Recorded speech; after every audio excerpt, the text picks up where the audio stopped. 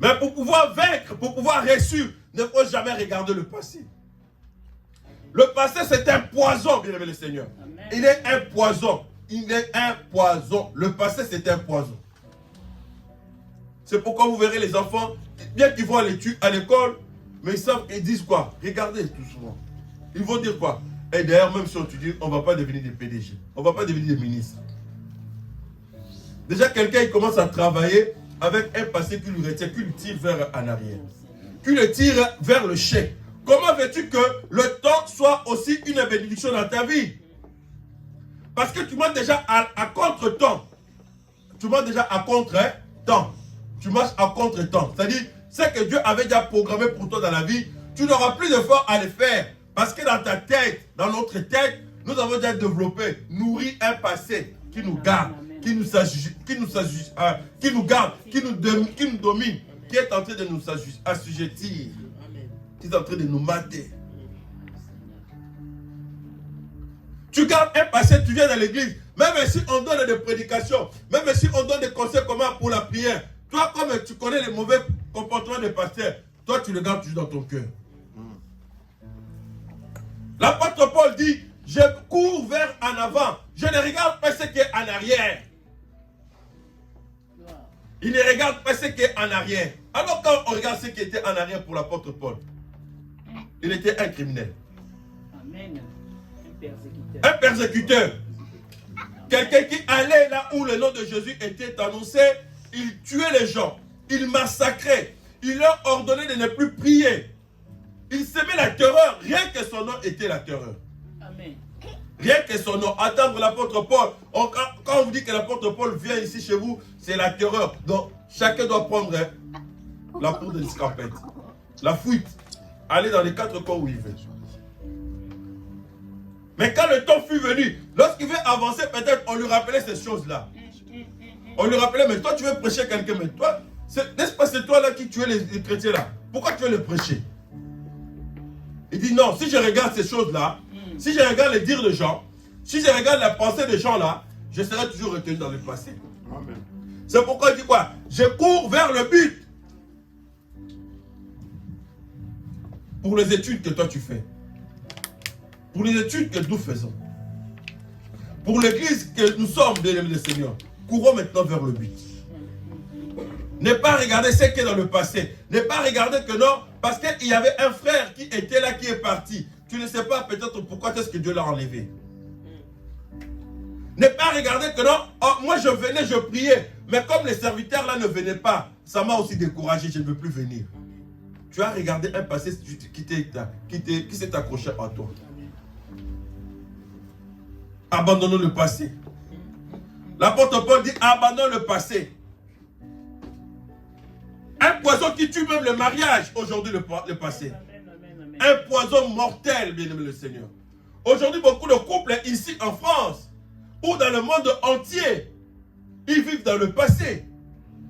L'homme et la femme sont dans la maison, mais ils sont dans le passé. Ils ne savent pas s'accorder mutuellement un pardon. Ils ne savent pas comment accorder un pardon à son fils. Ils ne savent pas comment accorder un pardon à sa fille. Ou encore les filles, les enfants ne savent pas comment accorder le pardon à leurs parents. Pourquoi? Parce que le parent ne s'est pas occupé de lui. Et cet enfant, il veut réussir demain. Comment vas-tu réussir? Alléluia. Amen. Comment veux-tu réussir? Peu importe ce que le papa a fait, le papa reste le papa. Amen. Alléluia. Amen. Le papa, je n'encourage pas non plus le papa à ne pas faire leurs obligations, leurs devoirs. Alléluia. Amen. Mais j'épargne les enfants à l'échec. Je les épargne simplement à un échec. Amen. Cet échec consisterait à ce que lorsque son papa n'est pas aussi responsable, lui va... Et d'ailleurs, le papa est en train de semer quelque chose de mauvais déjà. De donner une mauvaise sémence. Alléluia, peuple de Dieu. Amen. Ce que Paul dit aux Philippiens est vraiment puissant et révèle l'échelle des interactions avec les autres. C'est que nous devons apprendre et à faire pour éviter d'empoisonner nos relations, d'empoisonner notre réussite, d'empoisonner le temps de la visitation de Dieu, d'empoisonner la saison que Dieu nous appelle à contempler, à vivre la plénitude de sa richesse, c'est savoir comment ne pas oublier. Ne pas oublier, bien-aimé de le Seigneur, ça te tue, ça me tue. Mais, pour pouvoir gagner la bataille, aujourd'hui même, et pour pouvoir gagner la bataille de demain, car la vie n'est pas facile, la vie c'est un combat. Amen. Amen. Et pour pouvoir gagner la bataille, pour pouvoir bien réussir dans la vie de demain, même réussir dans notre foyer, nous devons savoir comment se détourner de ce qui était hier.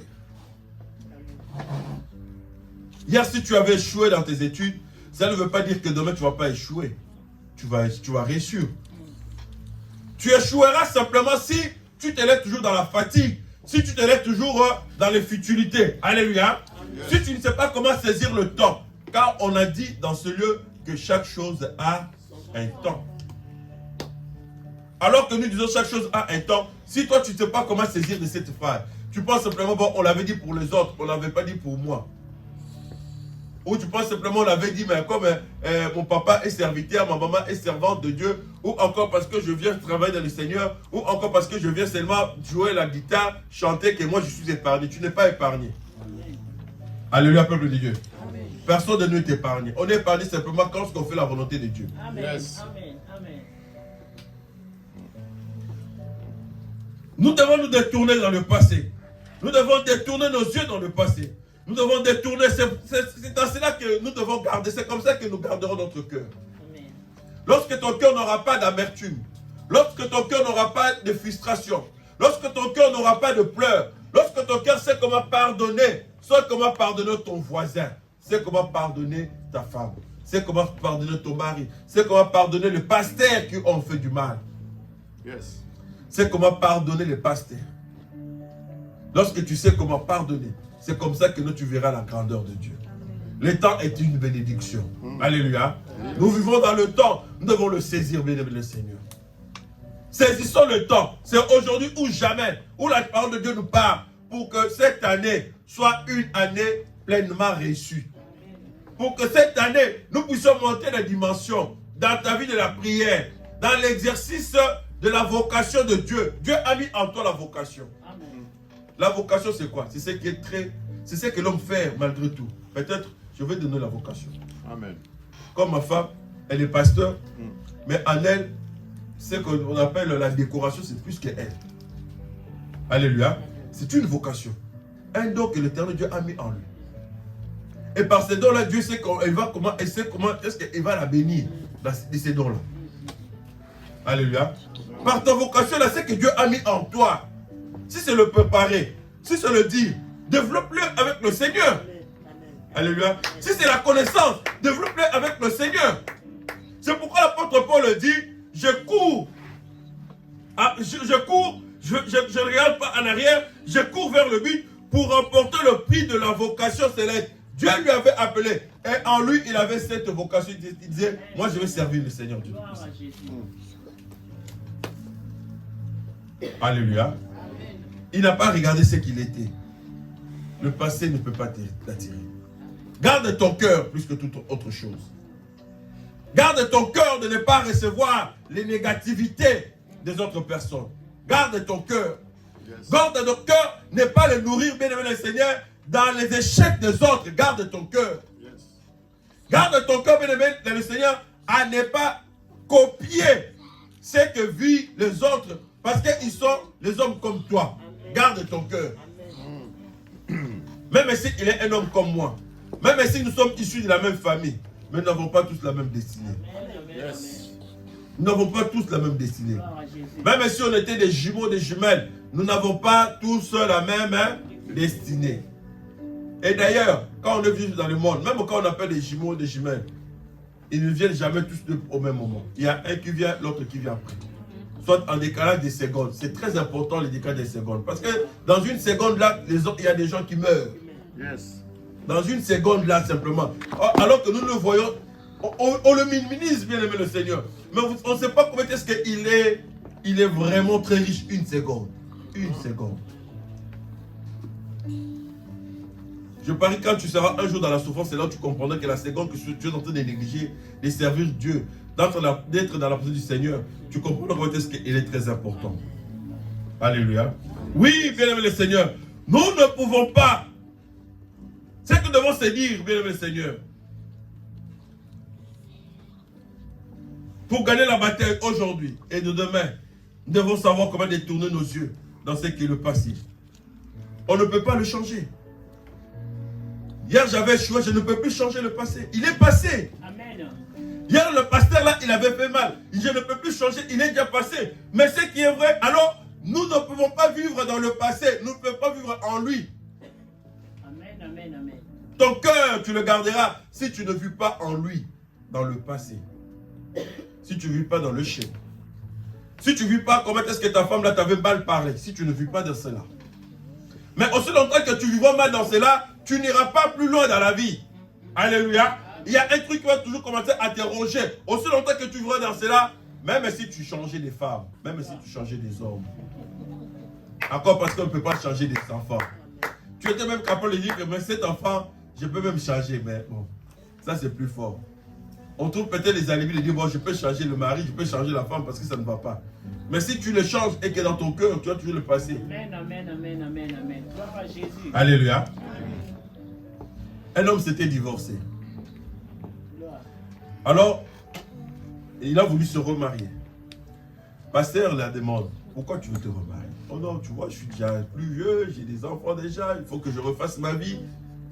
Pasteur qui lui dit, pasteur Guettia, qui dit, aussi longtemps que tu ne connais pas encore le sens de pourquoi tu veux te marier, et si tu n'as pas encore pardonné le passé, ça ne sert à rien. Amen. Cet homme s'est entêté. Évidemment, il a pris aussi notre femme pour refaire la vie. Mais même s'il a refait la vie, le problème pour lequel ça n'a pas avancé la première fois, ça continue jusqu'aujourd'hui. Amen. Alléluia. C'est pour dire quoi? On ne peut pas. L'âge, le pire c'est quoi? C'est l'âge, il avance. Hein. Le temps, lui, il avance. L'État ne va pas se stopper, va dire, bah, j'attends que cette personne prenne la conscience. Il va se dire, bon, je bloque le temps à 19 ans. Comme ça, quand il aura conscience, allez, j'ouvre le temps, on commence à marcher avec lui. Non. Donc toi, tu restes à 19 ans avec ton comportement-là. Le temps, lui, ne se bloque pas. Le temps continue. Mais toi, ta mémoire, ta vie, tu la bloques à 19 ans. Tu vas te réveiller peut-être à 25 ans. Tu commences à faire des efforts. Et le pire, c'est que tu risques de faire des choses qui n'étaient même pas destinées à toi. Amen, amen, amen. Alléluia. Oui. Tu vas faire des choses qui n'étaient même pas destinées à toi.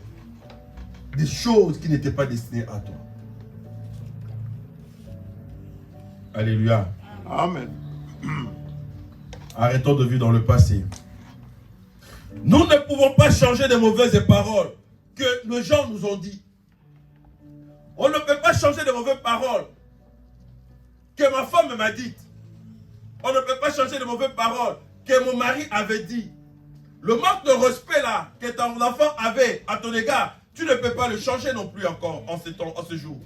Tu ne peux pas changer le mauvais comportement que le pasteur là avait fait ou encore que tu as vu ou encore que tu as vécu, tu ne peux pas changer.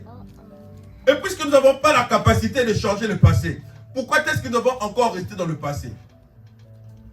Qu'est-ce que ça va apporter dans l'avenir? Or, cet avenir-là, nous désirons être heureux demain.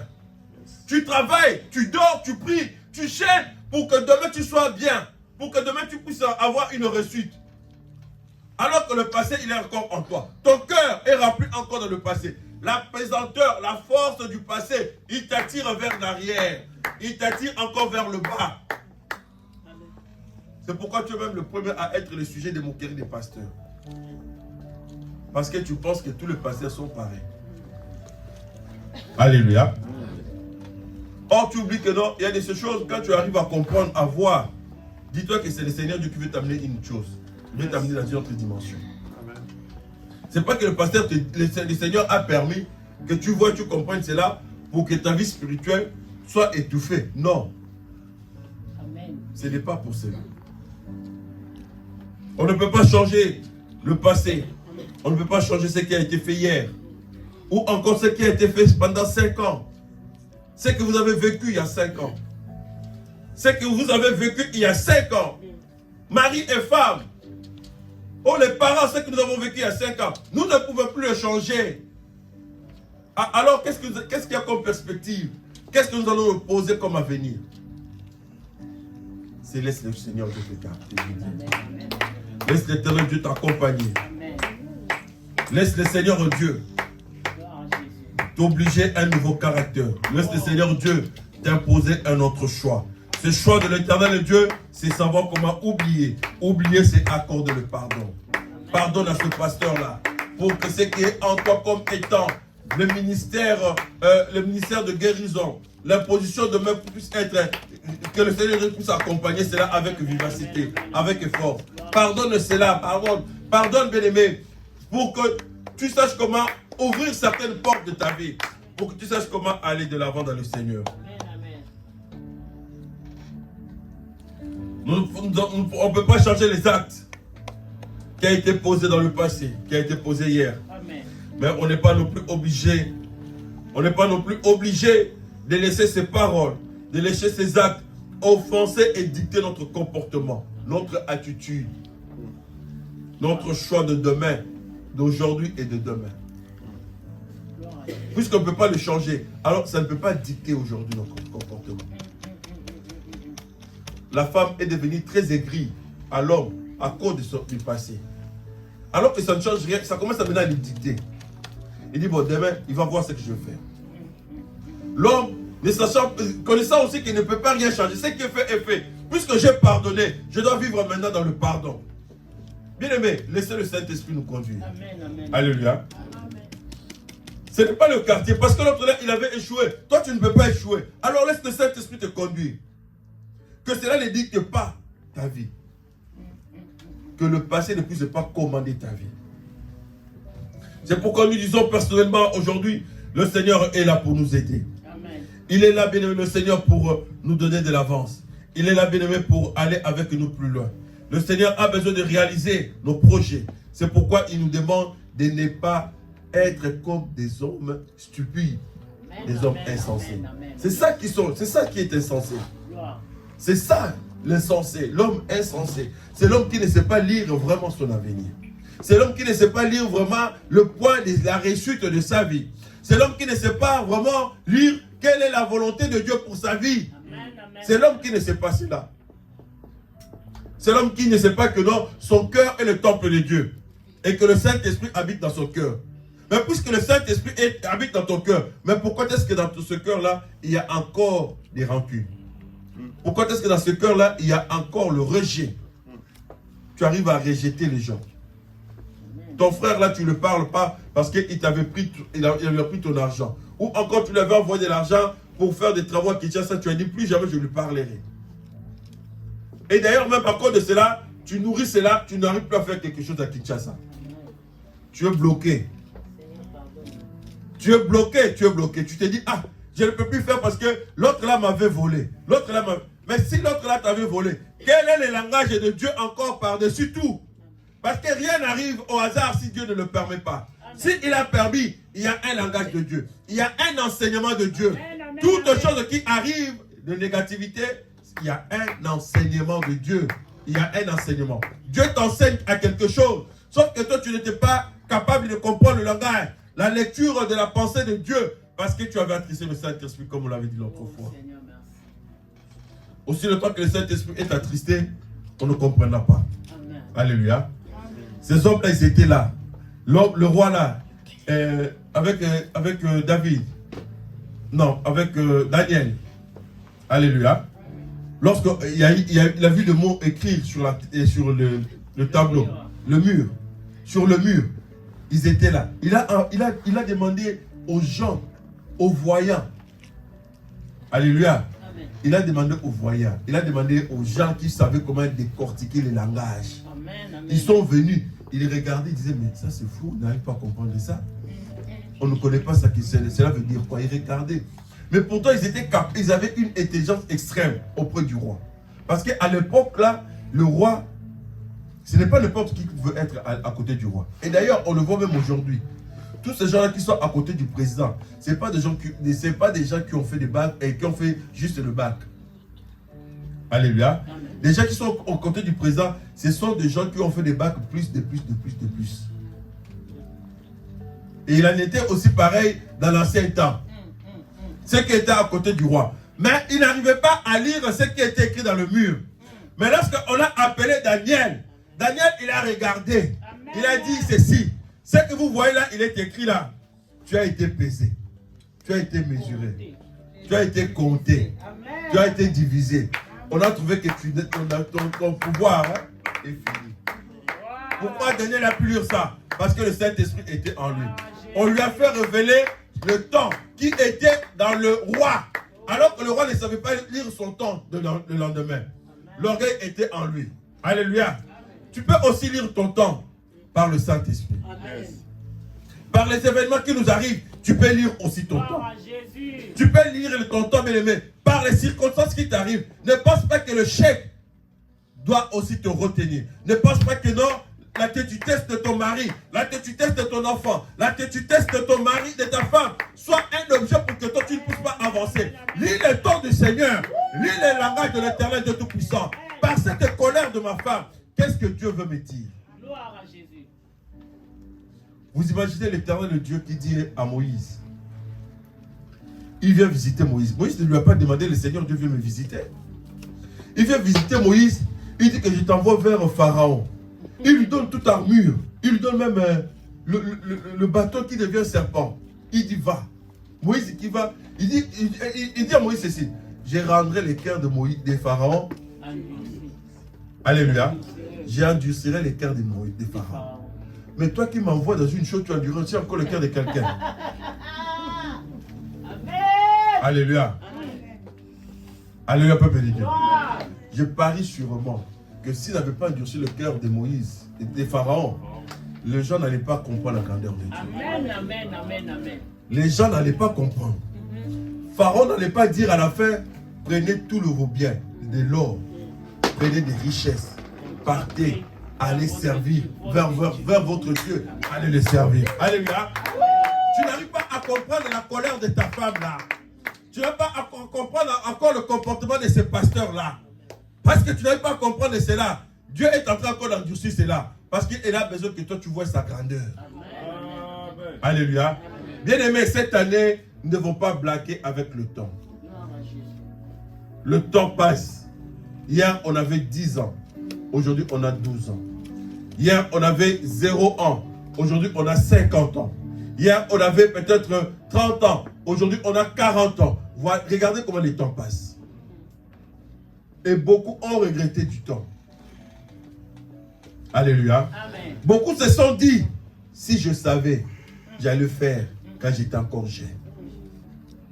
Or, c'est le moment. Amen. Alléluia. C'est le moment, bien aimé le Seigneur. Oublie le passé. Amen. Oublie le passé. Amen. Demande à Dieu de te donner cette force-là, de vivre ton mariage heureux, de vivre le ministère que le Seigneur Dieu t'a donné en impulsion, bien aimé le Seigneur, de vivre la grandeur de Dieu. Tu es un fruit de Dieu. Tu es une bénédiction de Dieu.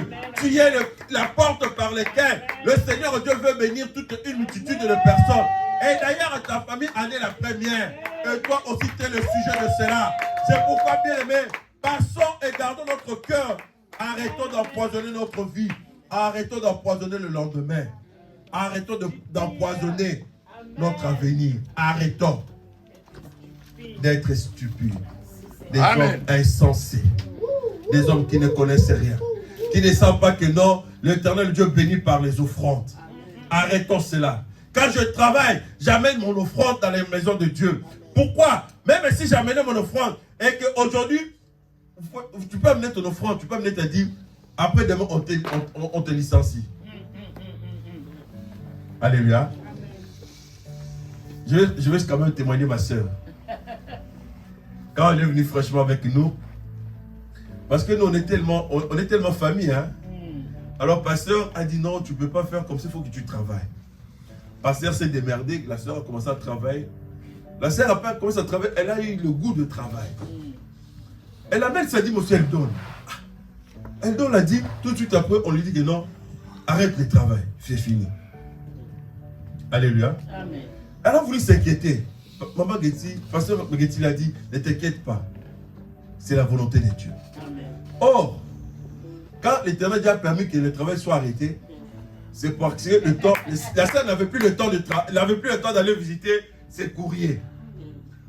Alors le Seigneur a permis qu'il arrête. La sœur, quand elle a arrêté, elle a trouvé le temps d'aller vérifier ses courriers. Elle va vérifier ses courriers, elle trouve que non, elle a été acceptée. Amen. Et qu'elle a reçu ses papiers. Amen. Alléluia. Elle a trouvé que non. Alors si elle continue de travailler, elle n'allait pas voir le papier là. Or les papiers de l'État ont une validité. Amen. Après 10 jours, après peut-être 14 jours, ils peuvent le prendre, le retourner à son expéditeur. Puisqu'on t'a donné, toi tu ne l'as pas pris, ils vont le retourner là-bas. Et si on retourne là-bas, commence maintenant à faire des recherches. Comment tu sauras que non, j'ai été béni des documents? Alléluia. Alors que c'était quelque chose qu'on devait même pleurer, qu'on devait se lamenter. On devait se demander, Dieu, mais pourquoi tu as occasionné ça? Alors que la sœur a amené la dîme et donne les offrandes. Mais pourquoi tu as occasionné cela? Parce que Dieu savait que non, elle est tellement maintenant emportée dans le travail. Alors je dois savoir comment le détacher du travail. Lire le langage de l'Éternel. Alléluia. Toi, au lieu de lire le langage de l'Éternel, tu t'entêtes encore. Tu dis, bon, parce que ça ne va pas aller, je multiplie le travail. Alors, puisqu'on a bloqué là-bas, allez, moi je vais ouvrir encore là-bas. Mais tu ouvres, tu es en train encore d'accumuler des problèmes.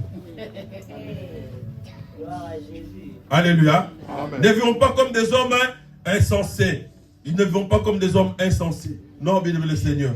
Dieu est amour. Le futur est meilleur. Amen. Le futur est excellent. Amen. Alors, il est très important, bien aimé, que nous puissions avoir des attitudes positives et des attitudes raisonnées. C'est en cela que nous garderons notre cœur de toutes choses mauvaises, de toutes choses méchantes. Ne sois pas comme le peuple israélite. Ne sois pas comme ce peuple. La parole de Dieu dans le livre de Luc, chapitre 19. Jésus, alors qu'il entrait à Bethléem, alors qu'il rentrait à Jérusalem, la Bible dit, ils étaient très contents. Ils ont étalé des rameaux. Il a accueilli avec joie. Et Jésus qui élève sa voix, qui dit, malheur à vous, Israël. Malheur à vous. Parce que vous n'avez pas... Jérusalem. Merci, pasteur. Malheur à vous. Pourquoi? Parce que vous n'avez pas saisi le temps. Vous n'avez pas saisi le temps que Dieu vous a visité. Vous n'avez pas saisi. Ne pense pas que parce que tu es en santé, peut-être tu es déjà rejeté de Dieu. Alléluia. Mais Dieu t'accorde encore sa grâce. Ne pense pas comme parce que tu vas au travail. Non. Israël, jusqu'à présent, il n'est pas encore... il est toujours gardé. Hein. Alors qu'Israël, au milieu de lui, il est en train d'évoluer alors qu'il a des ennemis tout autour de lui. Mais à quoi sert-il alors que nous, ici en France, nous dormons, hein? On n'a jamais entendu une sirène. Bien aimé, est-ce que vous avez entendu le bruit de bombardement? Le jour où tu entendras le bruit de bombardement, tu haïras la guerre. Tu diras jamais que ces choses-là, jamais, jamais, jamais. Quand tu entends boum, mais ça te bouge tout. Même ton sang qui est à l'intérieur, ça bouge. Ça bouillonne. Il y a la peur totale. Et ces gens vivent avec cette situation tous les jours. Chaque seconde. Il peut être au travail. Il cherche comment aller se cacher dans un endroit. Tout ça pourquoi? Parce qu'ils n'avaient pas écouté la voix de l'Éternel. Quand le Seigneur Dieu les avait visités. Quand le salut était venu pour eux, ils n'ont pas écouté cela. Et le salut de Dieu, il est là aujourd'hui en toi. Il est là à toi. Il est là pour toi. Le salut de Dieu. La délivrance est là dans ta vie. La joie de vivre le bon mariage, il est là à toi. Il est là avec toi. La réussite de ton ministère, il est là avec toi. Être demain un excellent pasteur, plus que même tes parents spirituels, Dieu est capable de le faire. D'ailleurs, le monde dit que non, le fils fera mieux que le père. Alléluia. Amen. Demain, tu feras mieux plus que Maman Getty. Mais accepte simplement les injonctions que le Seigneur Dieu met au travers de cette femme, de sa servante, de cette femme. Accepte. Quand elle te dit, viens prier à 5 heures, prie à 3 heures, entre dans le jeûne. Allez-y dans le jeûne. C'est pour ton édification. C'est pour ta croissance spirituelle. C'est pour que au lendemain, le but de ta vie, c'est quoi? Le but de temps, c'est quoi? L'apôtre Paul finit, il dit, nous devons comprendre quelle est la volonté de Dieu. Alléluia. Au verset 18, il dit, ne soyez pas donc déraisonnables, mais efforcez-vous de comprendre ce que Dieu attend de vous. Ce que Dieu attend de vous. Dieu, qu'est-ce qu'il attend de toi? Il attend de toi pour que ton cœur là, au lieu de bien le garder, mais tu le laisses dans l'amertume, dans la frustration, dans la haine, dans le manque de pardon. Est-ce que Dieu attend de toi de cela? Qu'est-ce que Dieu attend de toi? Alléluia. Qu'est-ce que Dieu attend de nous? Qu'est-ce que Dieu attend de nous? Nous devons se poser cette question. Seigneur, je veux réussir dans ma vie. Qu'est-ce que Dieu attend de toi? Mais ce que je sais, Dieu veut que toi tu puisses prospérer à tous égards. Ce que je sais, c'est que lui, il attend de toi. C'est que demain tu sois un vrai prédicateur. Quelqu'un qui il va prononcer les oracles de l'Éternel. Les miracles de l'Éternel Dieu Tout-Puissant. Ce que je sais, c'est ça. Ce que je sais, c'est que Dieu t'avait donné cet homme-là, t'avais donné cette femme-là, c'est pour que vous puissiez vivre heureux. C'est pour que vous puissiez vivre, c'est pour que vous puissiez vivre dans l'abondance, dans la jouissance, dans la joie. Alléluia. Il n'a pas fait pour que vous viviez avec des aminosités, dans la colère, on peut se quereller un jour, mais tout de suite l'amour doit rebondir par-dessus. Amen, amen, amen, amen, amen, amen, amen. Alléluia, peuple de Dieu. C'est pourquoi, bien aimé, nous devons s'aimer. Il faut s'aimer l'amour. Tu peux aussi s'aimer l'amour. L'amour n'est jamais fait pour être gardé. Non. Amen. Alléluia. Amen. L'amour n'est pas fait pour être. Gardé. L'amour est fait pour l'exprimer. Amen. L'amour est fait pour le dévoiler. Il n'est pas fait pour être caché. Non. Si je t'aime, je t'aime. C'est pourquoi j'aime beaucoup les Français. Si je t'aime pas, je t'aime pas. Ben oui. Amen. Ah ben oui. C'est vrai. Ah oui, il n'ira pas avec toi 4 fois. Non, je ne t'aime pas. Alléluia. Amen. Alors, puisqu'il ne m'aime pas, alors je sais comment Dieu va me comporter, je sais comment est-ce que je vais travailler avec lui. Alléluia. Le langage de l'Éternel, il faut le savoir. Peut-être qu'il n'est pas un canal de bénédiction. Pourquoi l'Éternel Dieu a permis qu'il te dise qu'il ne t'aime pas? Alors, mais pas pour le mariage. Une seule fois. Une seule fois. Amen. Alléluia. Oh, Dieu soit béni. Alléluia. Apprenons à s'aimer. Sème l'amour pour récolter aussi beaucoup. La Bible dit, celui qui sème récoltera aussi. Amen. Si tu ne sais pas comment s'aimer, Matthieu chapitre 6, verset 38. Tu seras béni de la manière dont tu seras aussi. Amen. Tu vas donner. Et si ton cœur est libéré, tu pourras maintenant savoir comment donner, comment servir à Dieu. Amen. Et plus tu vas servir Dieu, Dieu va te donner aussi les capacités qu'il faut pour pouvoir parler de la parole du Seigneur. Amen. Amen. Amen. Si tu sers Dieu dans le final, quand tu as ton travail, tu sers Dieu, bien aimé, Dieu va témoigner quand même. Ah, ma fille, vraiment ma fille. Madame, je leur donne 5 euros. Bon, pas 5 euros, peut-être 10 euros, peut-être 5 euros. Alors ma fille qui commence à avoir ces allocations, il dit à sa fille, à sa soeur, non, je ne veux pas, moi je ne veux pas donner aux enfants 5 euros. Hein. Si je donne 5 euros, c'est comme si papa qui m'a donné. Alléluia. Amen. J'ai rigolé, mais ce que j'ai aimé, c'est la dimension de l'élévation. Amen. Amen. Amen. Alléluia. C'est la dimension de L'élévation. Elle vise des grandes choses. Elle dit non, je ne peux pas donner, moi je vais donner, si papa me donne 5 euros, moi je vais donner 10 euros, 20 euros. Si elle me donne 20 euros, moi je vais donner 30 euros. Cette dimension de l'élévation là, c'est ça ce qui doit être pour nous cette année. Amen.